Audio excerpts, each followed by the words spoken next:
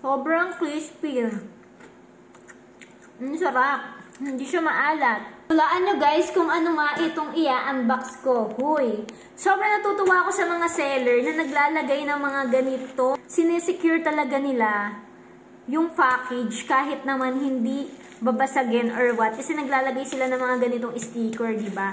Tapos naglalagay din sila ng note na ganyan na policy, no return, no refund kapag walang video. Unlike sa mga ibang seller na basta na lang mai-pack or mai-ship yung mga parcel natin. Kaya naman, dito pa lang sa packaging na to, thumbs up na yung seller na to sa akin. So, buksan na natin. Hulaan nyo kung ano to guys.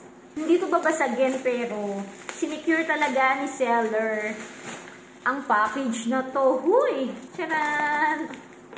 Walang iba kundi ang trending ngayon, kangkong chips ni Josh Mojica. Uy! So, grabe. Nakakatuwa, guys. For the first time, matitikman ko na itong kangkong chips ni Josh Mojica.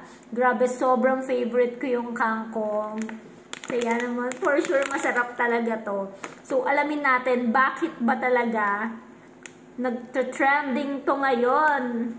Tingnan nga natin kung talagang masarap. Guys, katulad ng Tochi, pang mayaman din yung packaging niya. Uy. Yung grams pala nito guys, 120 grams.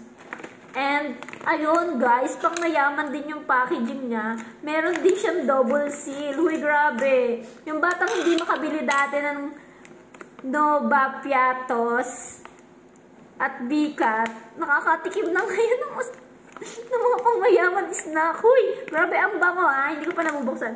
Ang bango. Amoy corn. Bakit amoy corn, Josh? So, ayan. Meron din siyang double sealed, guys. Kapag hindi mo nga naubos, pwede mo siyang isarap. Uy. Pangmayaman din yung packaging. Pasensya na guys, kasi inosente ako sa mga ganito. Dahil ngayon lang talaga ako nakakatikim ng mga ganitong chicha, ng mga ganitong snacks. Ang kagandahan dito sa snacks na to ni Josh Mojica is very healthy siya kasi nga kangkong. Kangkong siya. Favorite ko talaga yung kangkong sa mga buffet. At yun, una kong tinitikman, yung prinitong kangkong na may harina. Sarap na sarap ako doon. Feeling ko ganito siya. Pero, huwag muna natin i-judge. Tikman muna natin. Yung amoy niya, amoy corn niya na aamoy ko. May corn ba to? Tikman natin. Amoy corn. Tapos, look. Ganito siya. Malalaki yung ano niya, guys. And, ayan yung laman niya. Tikman natin.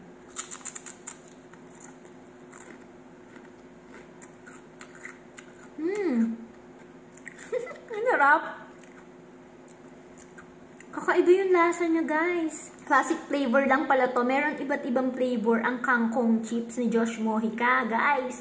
Pero etong titikman natin is classic flavor. Sobrang crispy. Ang sarap. Hindi siya maalat. Parang mauubos ito. Kaya ang sarap. Hindi ko ma-explain yung lasa niya. Basta ang masasabi ko masarap siya. Hindi siya maalat. Ang crispy niya. Parang kalasa talaga siya ng mga natitikman ko sa buffet na kangkong na prinito. Parang ganito talaga siya. Pero basta sarap to. Oo! Now I know kaya trending na trending tong kangkong na to ni Josh Mojica. Kasi sobrang sarap niya. Piling ko isang upuan ko. Ubus to ko agad to sa akin, guys. Hindi siya nakakasawa. Tapos hindi siya mamantika. Masarap! Wala akong masabi kung hindi masarap. Kung gusto niyo din ito, guys, kung gusto niyo matikman, hindi ako nagbibiro, masarap siya. Nagustuhan ko talaga siya. Bukod sa favorite ko yung kangkong dahil very healthy to. Ang sarap niya talaga, guys. Ilalagay ko na lang yung link sa Yellow Basket para maka-order din kayo at matikman nyo na rin tong trending na kangkong chips na to ni Josh Mojica. Yun lang po. Thank you for watching. Kuting-ting. Bye-bye. Ang sarap.